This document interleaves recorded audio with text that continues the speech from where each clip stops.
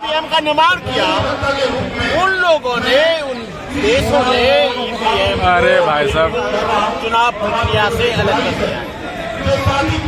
लेकिन भारत की जब जनता ये चाहती है, सारी पार्टियां चाहती हैं, सारे देश के नागरिक चाहते हैं, सारे देश के वोटर चाहते हैं, तो ये ईवीएम को बंद करके बैलेट से इलेक्शन कराना चाहिए।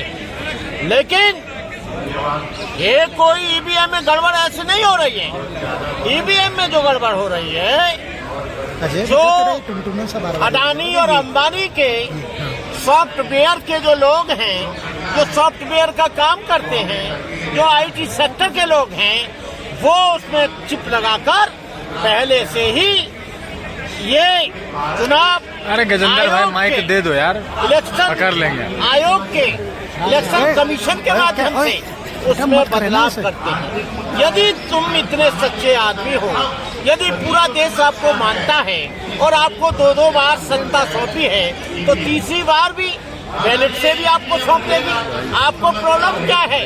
लेकिन जब से ईवीएम आया है और बीजेपी जब से सत्ता में आई है, आपको मालूम होना चाहिए इस 70 वर्ष के स्वतंत्र देश में आपको बताएं ऐसे घोटाले आमने सामने कभी नहीं हुए। इन्होंने चुपचाप 265 टन सोने को यूएनओ की बैंक में गिरवी रख दिया। बाद में जब वहां पर वो डाली गई आरटीआई एक्ट के तहत ये पता लगा कि 265 टन सोना इन्होंने चुपचाप रख दिया। कहाँ गया देश का पैसा? कहाँ गई देश की पूरी संपत्ति? कहाँ गए हमारे देश के सारा धन? आज इनको रेलवे स्टेशन बेचने पड़ रहे, एयरपोर्ट बेचने पड़ रहे हैं, तेल और भेल का, बीएचएल का निजीकरण हो रहा है। जितने भी सरकारी संपत्तियां हैं उनको बेचा ही नहीं जा रहा, बल्कि उनका निजीकरण हो रहा है। और निजीकरण जब होगा तो बैकवर्ड और शेड्यूल कास्ट और आदिवासियों को यहाँ नौकरी नहीं मिलेगी। नौकरी नहीं मिलेगी तो पूरा का पूरा देश का आदमी बेरोजगार हो जाएगा।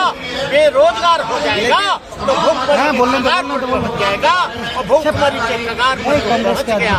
ये ईवीएम की कृपा है, ईवीएम की कृपा से कुछ ये लोग भी लिया सत्ता में आए, सत्ता में आने के बाद ये इतने अड़िप हो गए, इतने तानाशाह हो गए, इतने मगरूरी हो गए कि आज आपको बताएं किसान यहाँ 1.5 साल तक लगातार यहाँ पर हड़ताल हंगर स्ट्राइक करता रहा। 700-800 से ज्यादा बेगुनाह किसान मारे गए। यहाँ पर पूछ लो बीच में, यहाँ पर हिंदू राष्ट्र रोजाना सर पर आ रहा है। यहाँ पर हिंदू राष्ट्र ही नहीं, यहाँ पर इस देश को तमाम चीजों का विरोध के लिए हम लोग यहाँ पर आए। ईवीएम के सबूत तो नहीं है ना आप लोगों के पास? कुछ नहीं, ईवीएम का सबूत है। 50 ईवीएम हमको दे दो और हम उसमें करके दिखा देंगे होता है कि नहीं होता है। कल वही तो यहाँ पर ईवीएम लेने के लिए जा रहे थे, लेकिन प्राचा साहब को और ये भानु प्रताप को गिरफ्तार कर लिया। लेकिन सर आपको 50 ईवीएम चुनाव आयोग दे देगा, ये कोई 50 बार ईवीएम को हैक करके दिखाया है, तुमको मालूम नहीं है? उसका डेमोन्स्ट्रेशन पार्लियामेंट में भी दिखाया है, लेकिन ये नहीं मान रहे। ये पूरा देश कह रहा है, हम कह रहे हैं पूरे देश में सिग्नेचर करवा लो। यदि लोग मना करें तो ईवीएम को आप चलाओ, और उसको नहीं मना करते हैं तो ईवीएम को मत चलाओ। बंटी जी, चुनाव आयोग ने कहा है कि